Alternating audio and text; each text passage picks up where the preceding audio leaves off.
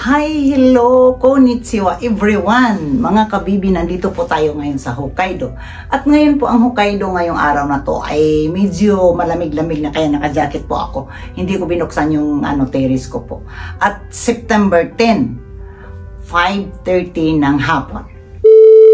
Ngayon po mga kabibi, bago ko po sasabihin po sa inyo kung anong tema ang pag-uusapan natin dahil Tagalog version tayo ngayon, di ba?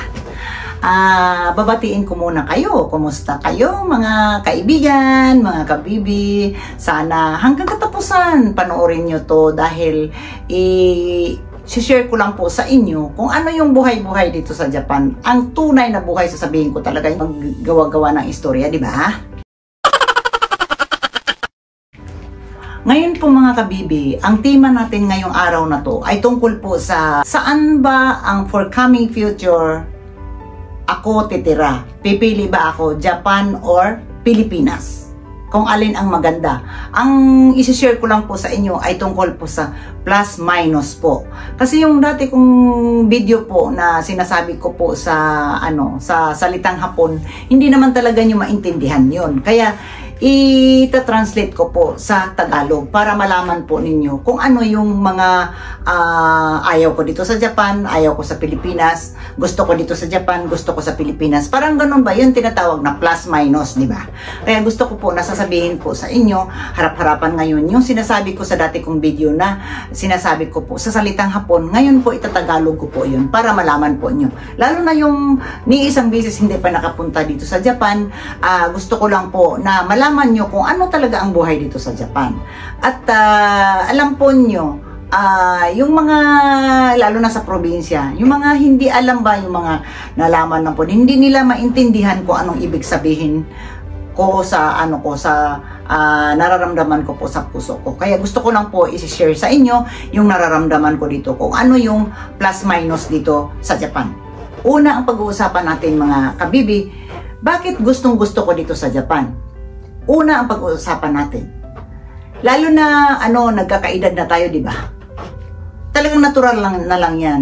Hindi tayo mag-iisip na kung nagkaedad ka na, para yung utak mo umaano rin, nagiging talino ka. Siyempre talagang bababa yung anong tawag dito, yung utak mo, di ba? Pababa, iba na yung pag nag-drive ka ng sasakyan, di ba? Pag nag-edad ka, nagkaiba-iba talaga. Maraming kaibahan. Nandyan yung kaibahan.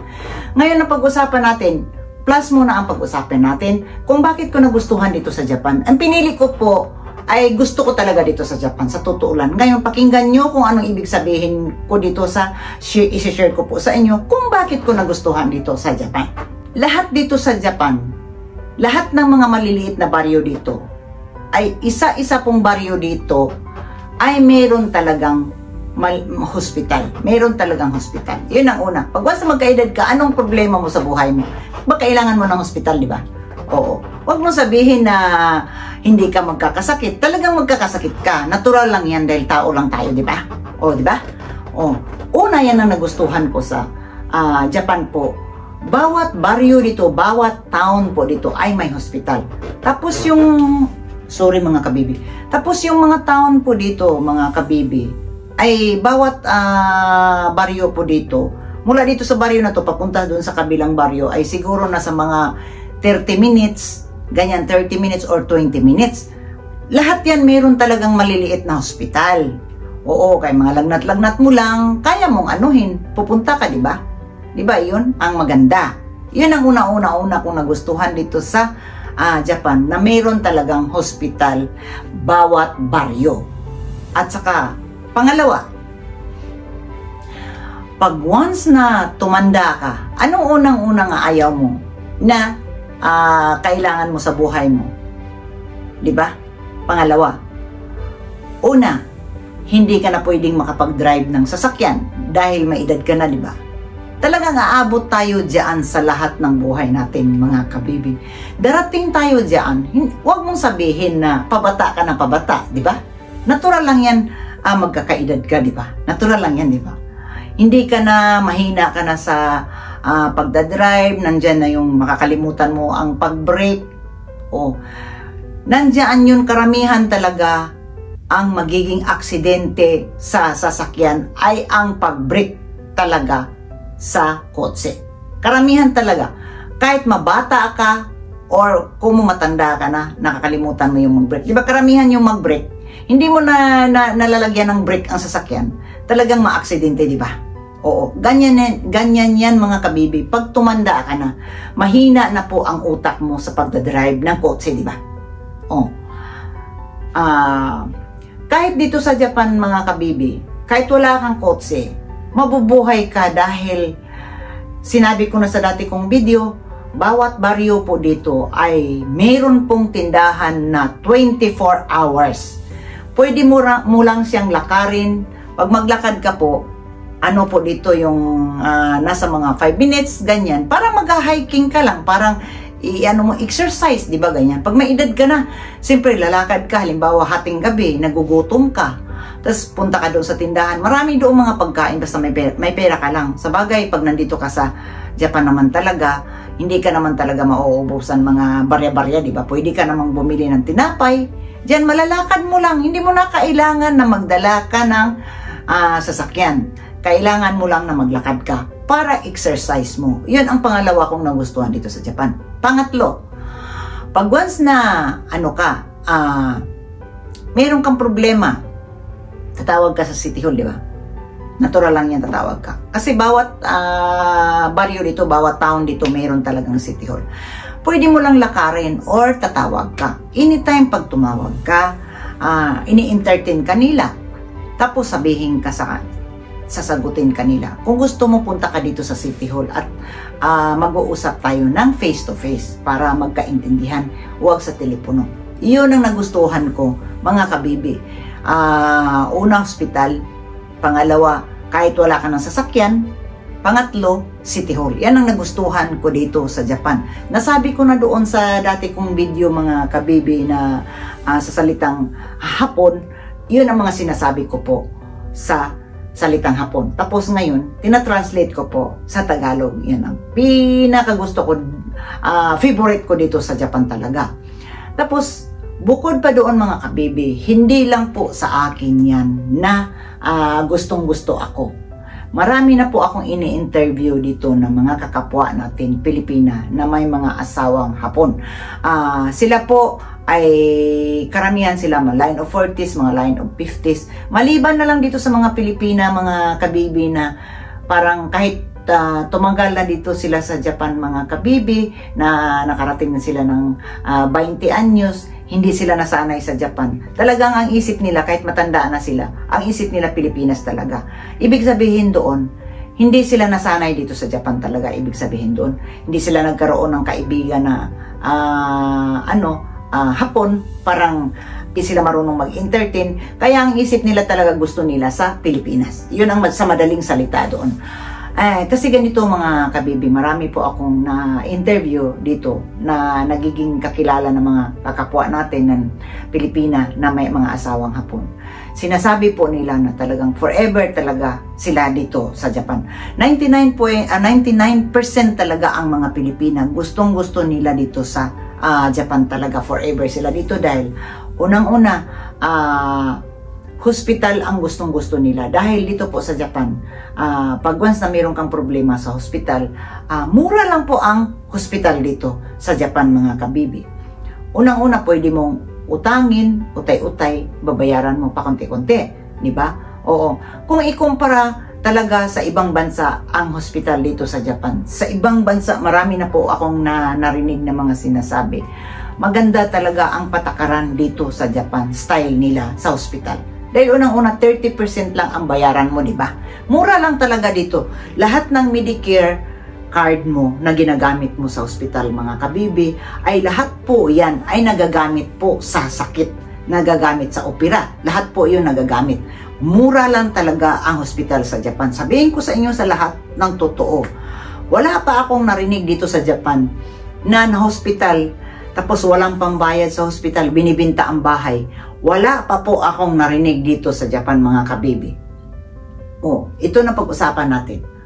Alam mo, yung mga ini-interview ko mga may asawang Hapon dito ng mga Pilipina, sinasabi po nila nga gustong-gusto nila dito sa Japan. Unang-una, hospital. Kasi mura lang. Marami din dito mga nakatira mga kabibi na mag-asawa sila. Hindi naman sila dito permanent. Bisa-bisa lang po sila. Alam, mag-asawa sila, pareho sila Pilipino at saka Pilipina. Ang mga anak na po nila ay nandito na nag-aaral sa Japan po. Gusto talaga nila dito sa Japan. Sabi nila, forever sila dito sa Japan. At madalas ko silang nakakausap yung mga may asawa dito na Pilipino at saka Pilipina, mag-asawa sila. Minsan namamasyal sila sa Pilipinas. Namumroblema po sila pagdating sa Pilipinas dahil ang anak po nila ay na-hospital sa Pilipinas. Hirap sila kumuha kung paano nila bayaran ang hospital sa Pilipinas. Pagbalik nila dito sa Japan, dito sila magtatrabaho, sa kanila babayaran ang bill nila doon sa Pilipinas sa hospital. Meron silang bill sa Pilipinas na naiwan sa hospital. Pagdating nila dito sa Japan, sa kanila babayaran yun, pakunti-kunti. Minsan nag-aalboroto sila, ano ba yung Pilipinas? Ang mahal-mahal ng hospital. Ate, sinasabi, kasi ang babata pa nila, line of 20s, line of 30s. Sinasabi na talaga nila, kasi nandito yung mga anak nila, mag-asawa silang Pilipino at saka Pilipina. Sinasabi na talaga nila, magpakabait daw sila dito sa Japan para forever sila ditong tumira. Gusto nila talaga dito, hospital. Ayaw na nila sa Pilipinas. Kung gusto nila pupunta sa Pilipinas, mamasya lang po daw sila. Dito lang daw sila nakakarinig sa Japan style na kahit mahirap ka lang dito sa Japan mga kabibi, kaya mong bayaran ang hospital na pag na-confine ka sa hospital dito sa Japan, kaya mong bayaran. Pero sa Pilipinas, pag ma-confine ka dito, doon, kung mahirap ka, hindi mo mababayaran yung bill mo sa hospital. Bibinta mo yung bahay mo para mabayaran mo yung bill mo sa hospital, di ba? O, di ba? Yun lang, sabihin ko sa inyo. Saka na natin yan pag-usapan, yung Japan muna ang pag-usapan natin. Ngayon, yung mga kakapwa Pilipina dito, nakakausap ko sila, may mga asawang Hapon, gusto nila dito sa Japan, forever daw sila dito talaga titira sa Japan. Tapos, meron pa, ilan po ko pong nakausap na mga Pilipina dito, may mga bahay sila sa Pilipinas. Ang lalaki ng bahay nila, super laki talaga. Alam mo anong ginagawa? Bininta nila kasi ang anak nila dito sa Japan, may mga anak sila, 2, 3 anak nila sa Japan talaga. Ayaw tumira doon sa Pilipinas. At ayaw nilang mamumblema doon na may iwan yung magulang nila, ang nanay nila doon, may bahay doon sa Pilipinas na iniiwan doon. Mabubulok po yun pag walang magbabantay. Di ba? Pag walang magbabantay doon sa bahay mo doon sa Pilipinas, mabubulok. Una, mabubulok. Kailangan mo ng mayroong magbabantay doon. Kailangan mo ng maintenance. Lahat-lahat doon yung magbantay doon. Kailangan mo ng sweldohan mo. E paano pag ikaw nawala ka? Yung anak mo hindi marunong magtagalog. Paano yung bahay na yun? Hihilain yun sa gobyerno, di ba? Oh, siyempre hindi naman pwede yang ibibigay yun sa sa pamilya mo, sa mga kamag-anak mo dahil hindi naman ayaw naman nila yan, lalo na ang laki-laki ng bahay mo, di ba? Yun ang pinag-usapan namin dito ng mga Pilipina at unang-una, sabi nila, ate, ayaw namin doon sa Pilipinas. Yung bahay ko doon, bininta ko nga, tas kasi ang anak ko ayaw doon tumira. Tas ang anak daw niya, anak nila, nagsasabi daw na dagdag lang daw yan sa gasto. Pandagdag lang yan sa gasto. Kahit sabihin mo pang anak mo, anak sa Hapon, siyempre ayaw din nila yan dahil mahihirapan sila dahil unang-una ang maintenance. Saan ka kukuha ng maintenance doon sa Pilipinas? Unang-una isipin mo, ang kuryente sa Pilipinas, yan ang pinakamahal ng kuryente sa buong Asian country, Pilipinas po. Lahat ng mga may asawa ditong Pilipina, mga kabibi, ayaw nila talaga tumira doon sa Pilipinas. Gusto nila dito sa Japan. Marami po ako nakausap dito, marami ako nakakausap. Hindi lang po, siyempre sa sobra kong tagal dito sa Japan, marami po akong na-encounter. Hindi po dito basta-basta na Kumo, may sinasabi na ka na, yan. Ako sa totoo lang mga kabibi, sa totoo lang. Wala po akong problema kung kahit saan ako titira. Wala po akong problema kahit saan ako titira. Kaya lang, ang gusto ko lang, ang anak ko po, dahil nandito po siya sa Japan. Saka unang-una, pag halimbawang meron kang nararamdaman sa sarili mo, magkakasakit ka, siyempre, tao ka lang, di ba? Natural lang yan, darating din yan sa buhay mo na magkaroon ka, makonfine ka, ganyan. Gusto ko dito sa Japan talaga. Oo, kasi mura lang ang hospital talaga. Kahit anong klase mong sakit dito talaga mga kabibi, mura lang talaga dito ang hospital. Yung tandaan nyo yung sinasabi. Yun ang mga gustong-gusto kong ipapaliwanag sa inyo. Kaya yun, sa dati kong video na salitang Hapon po yun. Kaya ano yun, ngayon, tinatranslate ko po ng Tagalog para maintindihan nyo. Biruin mo, ako, kita mo ako ngayon, paligid-ligid ako dyan. Kahit hindi ako pupunta ng malaking supermarket doon, kasi mula dito sa bahay ko, papunta doon sa malaking supermarket, 30 minutes, parang nalalayuan ako sa 30 minutes. Biruin mo 30 minutes, meron ako sasakyan, di ba? Tinatamad ako. Dito na lang ako sa town ko, dito sa baryo ko, kasi meron namang tindahan doon na 24 hours. Pwede naman ako bumili doon ng meron mga maliliit lang ko, kunti-kunti lang. Pwede naman akong bumili doon at magluto-luto ako dito. Tama na sa akin yun. Pwede kong lakarin. Hindi magastos sa gasolina. No expenses sa gasolina. Dahil pwede kong lakarin dito sa baryo ko po. At pag nilalakad ko lang yan, 5 minutes lang po. 24 hours eh. Tapos doon, pupunta ako doon kung anong gusto kong bibilhin. Makakabili ako, may pagkain doon. Kung may tinapay, mga kung ano-ano, may fresh milk, mga kung ano-ano, lahat ng gusto kong kainin nandoon po lahat. Tapos na. Pinapaliwanag ko na sa inyo, ito ang nagustuhan ko talaga sa Japan country. Tapos, ito na. Tapos na tayo doon sa Japan country na nagustuhan ko. Ito na naman ang pag-usapan natin tungkol sa Pilipinas. Ngayon, hindi sa ayaw ko sa Pilipinas, sa totoo lang mga kabibi. Gustong-gusto ko ang Pilipinas dahil masarap doon dahil siyempre makakausap mo ang mga tao doon dahil puro Tagalog, di ba? Una, ang ayaw ko doon sa Pilipinas mga kabibi, hospital. Hospital ang ayaw ko doon. Bakit ayaw ko sa hospital doon sa Pilipinas? Lalo na ang bahay mo nasa probinsya ka nakatira. Mayroon bang hospital sa probinsya? Wala, di ba? Kailangan mo pang bibili ka ng helicopter. Paano kang wala kang pera? Bibili ka ng helicopter para pupunta ka ng Cebu or Manila. Helicopter, sasakay ka ng helicopter kasi siyempre natumba ka na. Hindi ka na makahinga. Helicopter ka, di ba? Sasakayin ka ng helicopter para dadaling ka sa Manila para maano ka ng hospital. Nasa probinsya ka nakatira. Maghanap ka oy, taxi! Oy, tricycle! Gaganong ka pa doon. Di siyempre, ungal-ungal ka na doon. Wala. Hindi ka na makahinga hanggat gumano na yung mukha mo. Di ba? Di ba? Kasi walang sasakyan. Malayo yung bahay mo eh. Napakalayo yung hospital ng puntahan mo. Saan ba yung bandang hospital na yun? Napakalayo, di ba? Pagdating mo doon sa hospital, super mahal ang hospital. Kailangan mong ibinta mo yung bahay mo doon, pinapatayo mo doon sa Pilipinas para ibayad mo sa hospital, di ba? Ganyan naman talaga ang mga tao doon sa Pilipinas. Ang lalaki ng bahay binibinta para lang ibayad doon sa bill ng hospital, di ba? Yun. Di ba? Tapos pangalawa, meron kang gustong kainin. Di ba? Diyos ko, oh my God, ang sarap ng pagkain dito sa Japan. Tapos doon, nasa probinsya ka nakatira. Ang sarap mo dahil kasi kausap mo, kakapwa mo langwahe, di ba? Tawang-tawa kayo doon. Lagi kayo nag-ihaw-ihaw. Sugba-sugba bang isda ba dyan sa bakuran? Siyempre, luwang-luwang ng bahay mo, di ba? Sugba-sugba ka lang doon. Hindi mo alam doon na, meron kang gustong kainin. Tas, parang hindi ka nabubusog na hindi mo maintindihan. Gusto kang kumain dito yung pagkain sa Japan, di ba? Wala kang mabilhan doon, walang tindahan, di ba? Nasa probinsya ka nakatira. Maghanap ka ng tindahan. Saan kayo dito pwedeng tindahan? Ka muna na sasakyan, 2 oras para makabili ka ng gusto mong bilhin, di ba? Napakalayo. Tapos pag gusto mo, ano ba naman tong pag bukas mo ng refrigerator, puro karne, puro isda. Isda na ang karne, lagi-lagi mong kakainin. Tapos, hindi ako mabubusog sa ganyan mga kabibisuri na lang yun. Kasi ako, sa sobra ko ng tagal dito sa Hokkaido na, sanay talaga ako dito sa Hokkaido, sa pagkain nila, napakasarap talaga, napakahirap talaga pag ako'y umuwi ng Pilipinas. Alam mo sa totoo, birain mo last year na confine ako.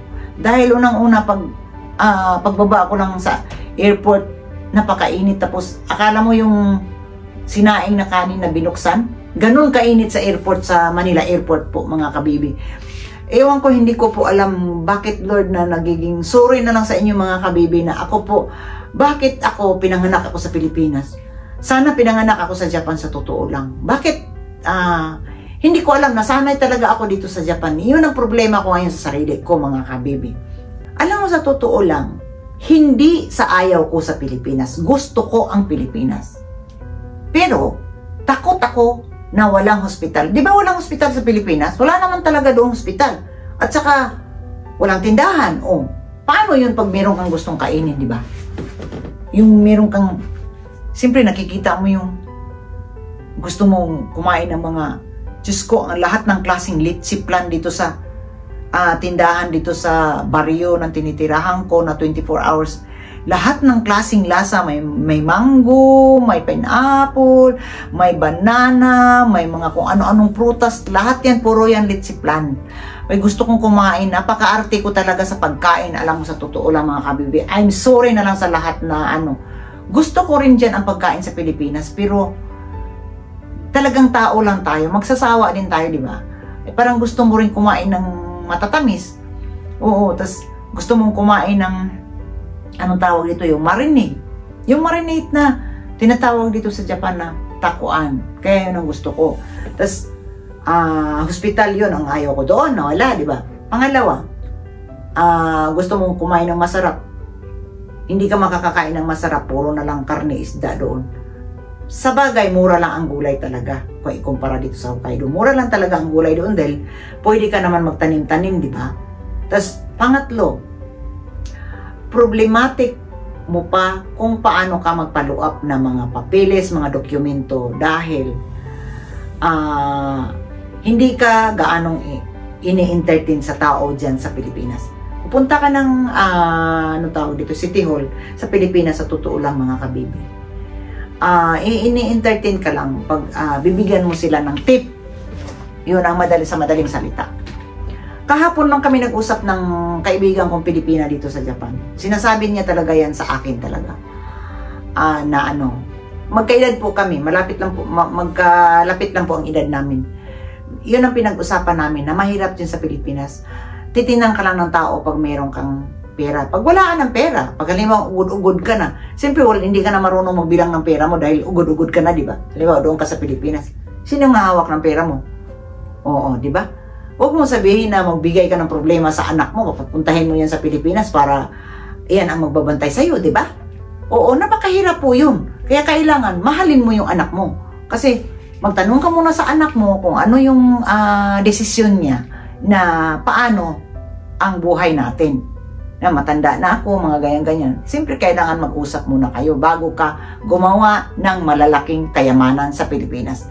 Dahil hindi po yun basta-basta. Ako sa sarili ko, halimbawa ako, kung may pera ako, ipapaganda ko. Kasi ako, sa totoo lang mga kabibi, complex po ako sa mukha ko po. Ayaw na ayaw ko sa mukha ko. Pangit talaga ang mukha ko. Sa totoo lang, nakakatakot po ang mukha ko. Lagi pa akong sinasabihan nakakatakot ang mukha ko dahil complex talaga ako sa mukha ko. Ako po, complex po talaga ako. Kahit lagi po akong nakangiti ako ng ngiti, sinasabihan pa rin ako na nakakatakot ang mukha ko. Hindi ko naman sila inaano. Ngiti-ngiti, medyo nagka-smile na ako pero nakakatakot ang mukha ko. Pag mayroon akong pera, ipaganda ko. Oo. Bakit magpapagawa ako ng kayamanan dyan sa Pilipinas kung mayroon akong pera, di ba? Oo. Wala akong anak sa Pinoy. Wala akong anak sa Pilipinas. Oh, anin ko yun. Kung in case lang kung meron akong pera, magpagawa ako kubo-kubo lang. Parang kubo na komportable ba? May kusina, may CR. Importante lang naman talaga sa Pilipinas na meron kang kubita na maganda. Yung kubita na pwede ka matulog, na mainit sa puwit. At saka mayroong shower na lumalabas na hot water. Iyon lang talaga ang importante sa bahay. Hindi ko na kailangan na magpapagawa ako ng magandang bahay. Hindi ko na pinapangarap po yun. Pasensya na po kayo mga kabibi, hindi ko pinapangarap na magpapagawa ako ng kagandahan na bahay. Kung magpapagawa ako dyan sa Pilipinas, in case na meron naman akong edad, siyempre na ako, paganda ko sa mukha ko, at saka magpapagawa ako ng kubo-kubo na komportable pag kilos-kilos, na maganda ang kubita, tas merong hot water, tama na. Yun lang ako doon. Tas papasyal-pasyal ko lang ako doon. Tas meron akong anak, ang anak ko isa lang. Saka nasa kanya na yan kung anong isip niya. Siya na ang mag-aano desisyon doon. Hindi ako pwedeng magdesisyon ng sarili ko dahil meron po akong anak. Kaya, yun ang mga sinasabi ko, yung tema natin ngayong araw na to, yun ang mga sinasabi ko doon sa, doon sa video ko, na luma ko pong video. Yun ang mga sinasabi ko doon, at sana po, naintindihan nyo yung nararamdaman ko. Kasi, karamihan po dito sa Japan po mga kabibi, lahat po ng mga Pilipina dito na nagpuntahan, nagkakagusto, na-i-inlove sila sa Japan. All the way, ang Japan talaga, pag once na magtatrabaho ka, mahirap talaga sila pakisamahan. Pagdating sa trabaho, mahirap sila pakisamahan. Pero, pag hindi mo sila kasama sa trabaho, napakasarap sila po magiging kaibigan dahil matulungin sila at marunong sila magsukli, hindi sila nag-iisip ng masama sa'yo. Oo, kabati mo lang sila. Tuwang-tuwa sila sa'yo. Ewan ko lang sa mga ibang Pilipina. Basta ako, yan ang ko sa kanila. Gustong-gusto ko sila. Masarap sila magiging kaibigan na hindi mo sila kasama sa trabaho. Dahil, po sila, matulungin at marunong sila magsukli. Pag mayroon kang maganda na pinapakita mo sa kanya, susuklian din nila ng maganda. Ganon sila po, mga kabibi. Kaya doon, ang nagustuhan ko dito sa Japan, na-inlove talaga ako dito. Alam ko po na marami pong mga Hapon na nakatira sa Pilipinas, nakapag-asawa ng Pilipina, tapos marami pong naghiwalay, tapos maraming mga Hapon dyan sa Pilipinas na palagoy-lagoy na lang. Alam ko po gustong-gustong umuwi dito sa Japan, pero hindi sila makauwi dahil hindi sila matatanggap dito sa Japan. Hindi sila tatanggapin kahit Hapon sila. Hindi sila tatanggapin dito sa Japan pag once na walang kukup-kup sa kanila dito sa Japan. Kahit Hapon sila, pag walang kukup-kup, maliban na lang kung mayroong kukup-kup dito sa iyo, pwede kayong pumunta dito, umuwi dito sa Japan dahil Hapon ka naman eh. Pero pag walang kup-kup-kup, hindi sila pwedeng bumalik dito. Kaya yung mga Hapon dyan sa Pilipinas na nakapag-asawa ng mga Pilipina, hiwalay, palagoy-lagoy na lang, nagiging homeless. Marami ding homeless dyan sa Pilipinas ngayon. Eh, nakakaawa din naman. At sana po mga kabibi, naintindihan niyo yung sinasabi ko ngayon, ang tema natin ngayong araw na to, na alin ba talaga ang gusto ko, pipiliin ko, Pilipinas ba or Japan? Siyempre, natural Japan talaga. Dahil nandito yung piborito ko. Lahat-lahat ng piborito kong gustong-gusto ko dito sa Japan. I love Japan forever. At sana naintindihan nyo yung tema natin ngayong araw na to. At pakiscribe naman. Please. Bye-bye. See you next time.